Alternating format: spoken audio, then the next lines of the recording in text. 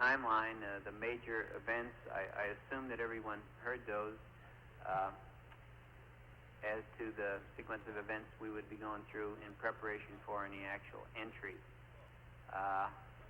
Some of the details within those events are still being worked out. We've had crews and simulators all day. There'll be another meeting this afternoon on exactly what the checklist ought to be. And as the Capcom Joe Kerwin was saying, we will spend some time later on this afternoon, this evening, reading up a lot of the checklist that the pilots will need for tomorrow.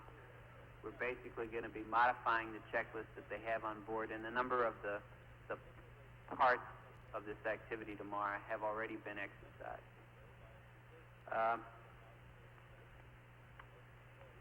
There was one more thing I wanted to tell you.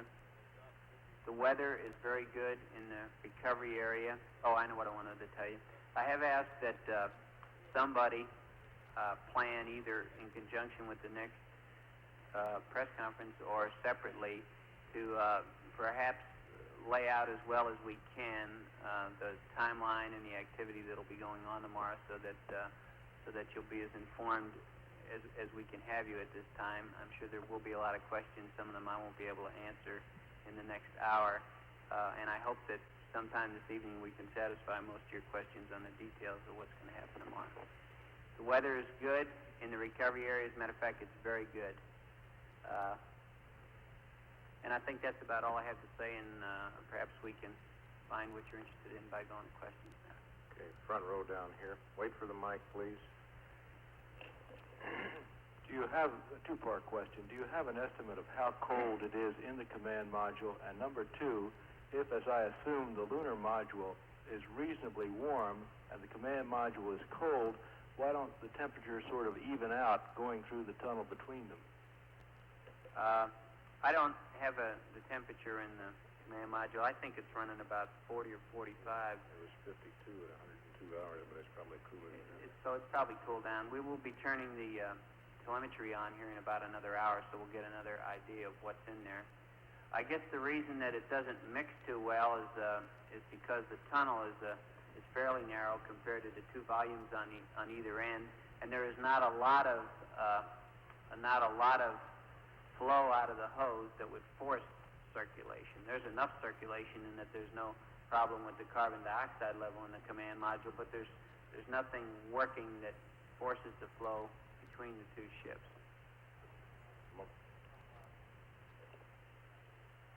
It's about 3 feet. Mark Bloom. Glenn, if you do MCC7, and assuming it's 1.5 feet per second, how will this move the ground track from which, or what's it for? What would it be for? It would be simply for what is called corridor control. The flight path angle, or the angle at which the velocity of the spacecraft, the velocity vector, is coming back in, is currently at a negative 6.25. Now, if we do a mid-course tomorrow, the purpose of it will be to put that flight path angle at a negative 6.5, which is the nominal entry angle. The current angle is very comfortable. We could fly the same range without a mid-course at all. We could fly the trajectory right on down. We could fly the same range and probably land at the same place. The reason for wanting to put it in the middle of the corridor is just to give you the most room for dispersions on either side, plus it's the most familiar set of conditions for the pilots in that they've seen more nominals than they have dispersed trajectories during entry. Okay? Fourth row back here. Could you tell us, please, the astronauts who are taking part in the simulation other than the Apollo 14 crew?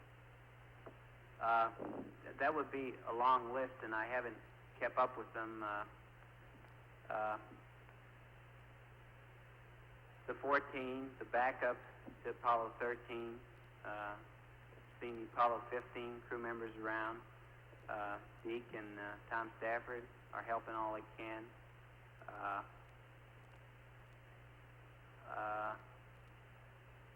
And there are probably a dozen more, but I can't recall who they are right now. Front row over here. Have you seen any signs of anything you might describe as fatigue in the crew so far? No, I don't think so. I think think they